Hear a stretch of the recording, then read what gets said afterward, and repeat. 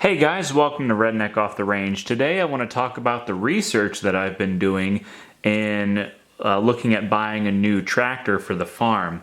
I decided to make a couple of spreadsheets on a couple of different things to just kind of point me in the right direction on which tractor or tractors would be the best options to look at buying. And I figured I would do a video on what I've done so far to help anybody who is in the same situation I am in looking at buying their first tractor for their property. So first and foremost, I want to say that I am looking for a brand new tractor, not a used tractor. So all of these brands and models are current models that are on the market today. The reason I'm looking for a new tractor has to do with, warranty and possibly financing. You get better financing options with a new tractor versus a used tractor and things like that. So there are a couple different reasons why I'm looking at a new versus used. Also because slightly used tractors typically don't really cost that much less than a new tractor anyway. So the models that I'm looking at right now are the Kubota L3901, the Massey Ferguson 1835E, the Coyote CK3510 HST, the New Holland Workmaster 35, the Mahindra 1635, and the Branson 3515H. These are all fall under the category of a 35 to 40 horsepower compact tractor with a hydrostatic transmission. That's what I'm looking for, and I know there are debates over whether you should get a hydrostat versus a gear drive, and that's a whole other video in itself. I'm just saying that this is what I'm looking at, this specific size and horsepower and type of transmission in a tractor, and that's just the what I've come to find should be a good fit for what I need. So this spreadsheet that I have here is on tractor specifications. I put a bunch of different specifications from tractordata.com on here. Tractordata.com is a third-party website where you can find specifications on pretty much any tractor make and model that is out there. You won't necessarily find every single specification on every single tractor because not every company puts out, to the public every single specification that you could possibly want for one reason or another. But for the most part, these I was able to find most of what I was looking for. I also have a point system on here. I found this kind of point system on another YouTube channel.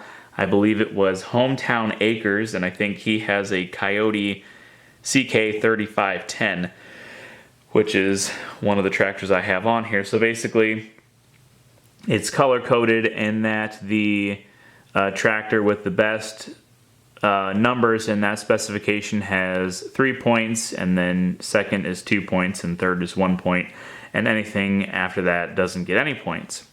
And that just helps illustrate what is the, quote, best tractor out there. So the specifications that I've put into this spreadsheet are engine horsepower, PTO horsepower, horsepower loss from the engine to the PTO. And then we have some dimensions, which I did not put any points on here because there are a couple of different ways on looking at what you want in dimensions of a tractor. And so I didn't put anything on the actual like height, weight, or not weight, but height and length and all that. Weight, ground clearance, which is, the distance between the ground and the bottom of the tractor. Max loader height in inches. Loader or lift to full height in pounds at the pivot pin and at 500 millimeters. Breakout force, which is how much weight the loader can lift from the ground, just right off the ground at the pivot pin and 500 millimeters. 3-point lift capacity at the ends and 24 inches behind. The basic warranty and the powertrain warranty, which are two different things, and I'll explain that in a minute. And that's all these specifications that I put on here. So, given all of these specifications, there was one tractor that I actually took out of the running, and that was the Mahindra 1635. And the reason for that is because of the PTO horsepower. We have a 5-foot brush hog that requires, generally speaking, requires a minimum of 25 horsepower to operate it efficiently, because you want to have generally about 5 horsepower per foot of brush hog, and I wanted to have at least a couple of horsepower, 2 or 3 horsepower more than that minimum. And even though the Mahindra had one of the best engine horsepowers, it had the biggest drop in PTO horsepower. In fact, it has the lowest PTO horsepower out of all of them, even though it was the second highest engine horsepower. And it only ended up being 26 horsepower, which is lower than what I would prefer to have on my tractor. So I took that one out of the running, although it's still on the spreadsheet just to illustrate my point.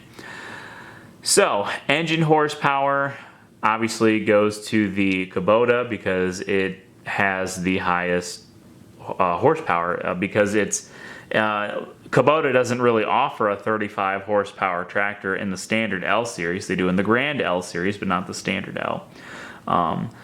So obviously it has the highest engine horsepower, and it ended up having the highest PTO horsepower, but it had one of the bigger losses in horsepower from the PTO, or from the engine to the PTO, at 6.9. Branson supposedly has the lowest loss of PTO horsepower, even though for whatever reason they put that their gear drive and their hydrostat transmissions have the same loss in horsepower, which doesn't make any sense, but that's just what they have. I found that on 3 different sources they said the same thing, so I don't really know what's going on there.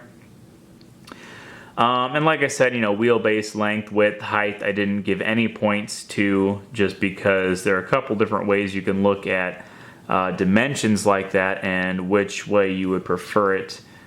Because you can either think of it in terms of how well is it going to fit in your barn with all the other equipment that you have, or you can think of it in terms of having a good stable platform to prevent rollovers a little better. So it just kind of depends on what's important to you.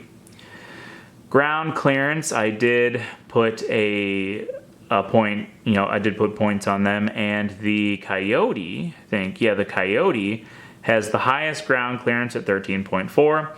They also have the max loader height at 98.4. The Branson also was 98.4. So they tied with the Branson.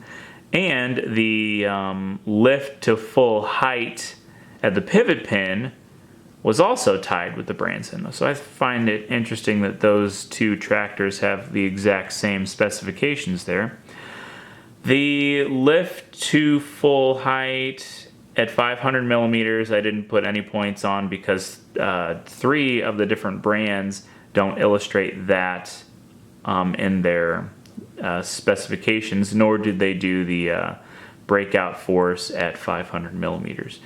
But breakout force at the pivot pin went to the Coyote again at 34.64, and then the Branson was just a little under that at 34.56. 3-point lift at the ends goes to the Branson, which that's a really big number, and same with the 24 inches. That's pretty big numbers compared to all the other ones.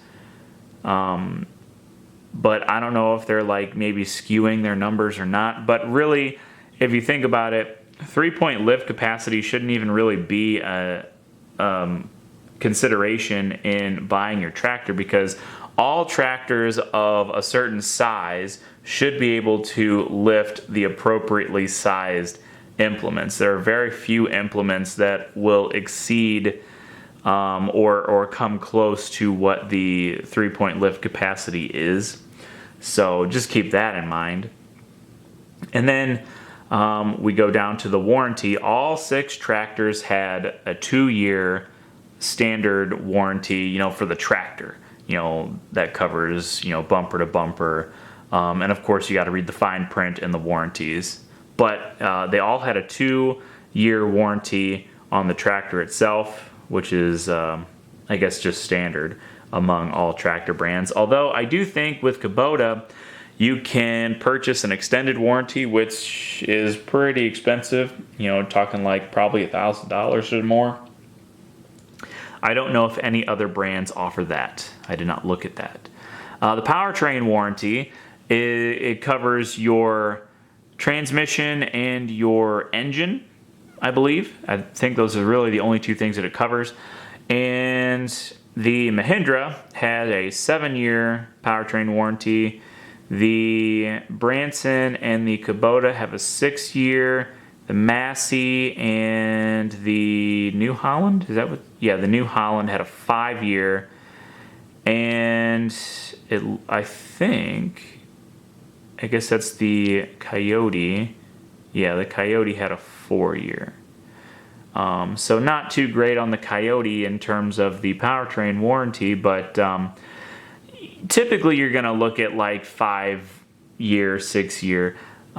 So as for the totals, the winner was the Branson at 26 points, and that's partially because of all of the like lift capacities and stuff like that, which I said could possibly be skewed one way or the other.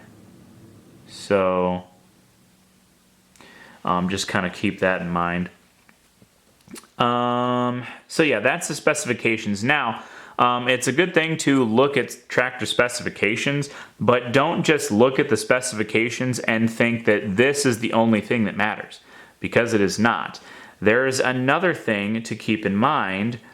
Well, there's several other things to keep in mind when buying a tractor, and this next spreadsheet is another one. So this is a spreadsheet on the tractor dealer network in my area. And basically what I did was I broke all of these different brands, I broke them down into how many dealers are there in the area around both where I live and where the farm is, because that's 2 different places. The farm is not a primary residence. So I put up to 8 different dealerships under each tractor brand. So Kubota, Massey Ferguson, Coyote, New Holland, Mahindra, and Branson. And this is another very important thing to think about as well, because sure, you might have a dealer that's close to you, and they might be a good dealer, and you might buy a tractor from that dealer, but let's say that dealer goes out of business. Then what do? You have to look for the next closest dealer that's actually a good dealer. And if you buy a tractor that doesn't have a good dealer network, and they don't have a whole lot of dealers in your area, you might end up being kind of screwed and driving several hours to get to a tractor dealer to pick up parts or filters or take your tractor in for warranty work and things like that. So this is something to consider as well. And so for Kubota, I put 8 dealers on this spreadsheet, and there are plenty of more Kubota dealers. There's lots of Kubota dealers out there. And for the color coding on this, I put green means that it's within 100 miles of both our house and the farm. Yellow means that it's within 100 miles of one or the other, and red means that it's more than 100 miles from both. And that just kind of illustrates where the dealers are and how far away you would have to go if you bought a tractor from a certain dealer and that dealer went out of business. So Kubota has 7 dealers within 100 miles of both our house and the farm. Massey Ferguson has 3 dealers that are within 100 miles of both, and 2 dealers within 100 miles of one or the other, within 100 miles of the farm on both of them. Coyote has 2 dealers within 100 miles of both, 1 within 100 miles of the house, and then 2 that are more than 100 miles away. New Holland, I was surprised at how many New Holland dealers there are out there near where we are. I guess because I just never really think about it.